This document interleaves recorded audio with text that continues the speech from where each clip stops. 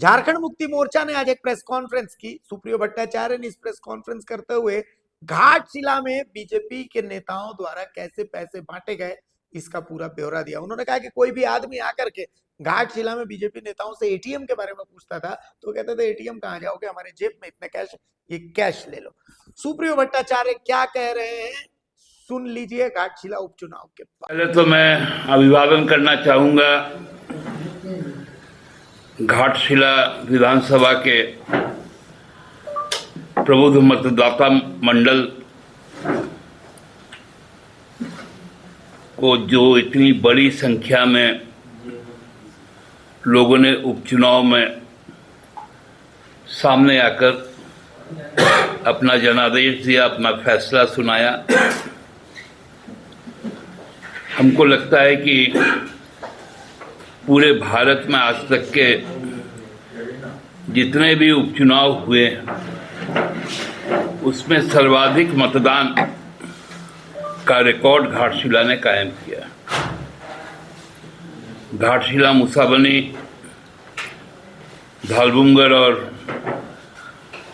गुड़ाबांधा प्रखंड के लोगों के प्रति हम लोग आभारी हैं कि सुबह 6 बजे से ही लोग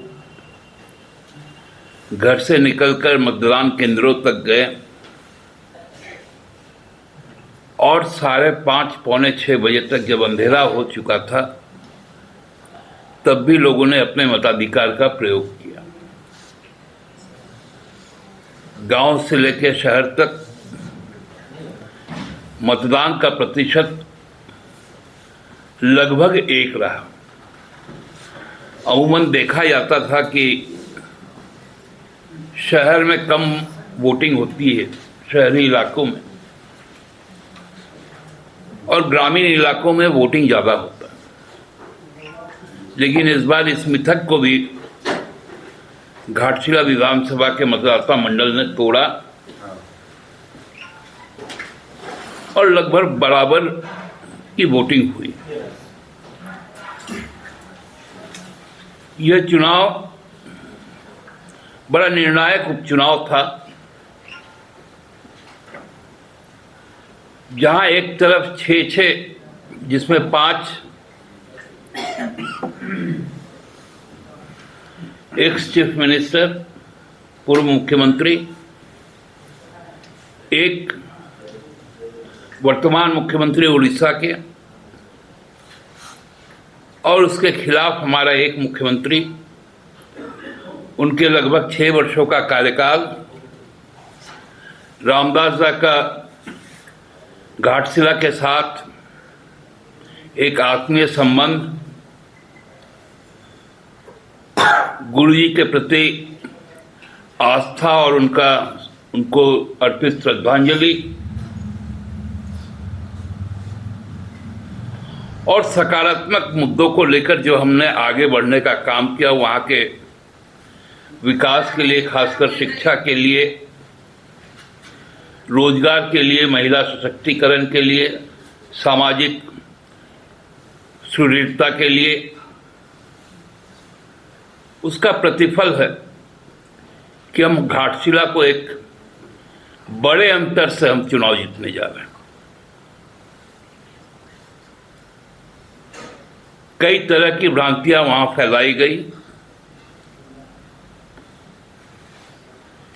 कई तरह से चीजों को मोड़ने का प्रयास किया गया। भाजपा द्वारा अनर्गल बातें कही गई,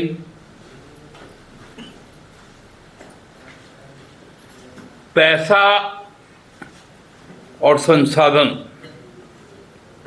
जिस प्रकार से भाजपा द्वारा वहां पर खर्च किया गया वह अभूतपूर्व रहा।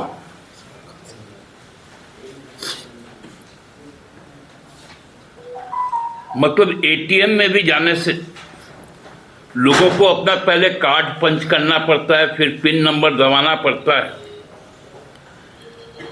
तब राशि निकलती। लेकिन घाटशिला में जब मालूम चला कि भाजपा वाले से यदि कोई भी व्यक्ति पूछता था कि यहाँ का एटीएम किधर है, तो एटीएम जाने का जरूरत नहीं पड़ता था। उनके नेताओं के पॉकेट में इतना पैसा रहता था कि उसके हाथ में वहीं पर दे दिया जाता था। लेकिन जहां लोकतंत्र सुरक्षित है, जहां इस देश के आम जनों की चेतना जागृत है, वहां पैसा काम नहीं देता है, वहां प्यार, वहां प्रतिबद्धता काम देता है। बाबूलाल जी अपने इतिहास में दब गए। बाबूलाल जी अब भाजपा के लिए ऐतिहासिक धरोहर है, जहां उनका कोई भी कार्यकर्ता देखने तक नहीं जाता। और ऐसा और एक धरोहर 14 तारीख के बाद बन जाएगा। तो इसलिए अब आप लोग किस प्रकार से, चूंकि नेता प्रतिपक्ष हैं, इसलिए तो संवैधानिक तौर पे हम लोग उनकी बात को सुनते हैं, लेकिन समझ में नहीं आता है कि उनकी बातों के पीछे अब उनका ये हताशा बोलता है या कुछ आशाएं अभी भी जगी है कि भारतीय जनता पार्टी उनको अगला मुख्यमंत्री का चेहरा घोषित करे। बिहार में हो गया, जिला में हो गया, समीक्षा कब होगा? झारखंड में कब समीक्षा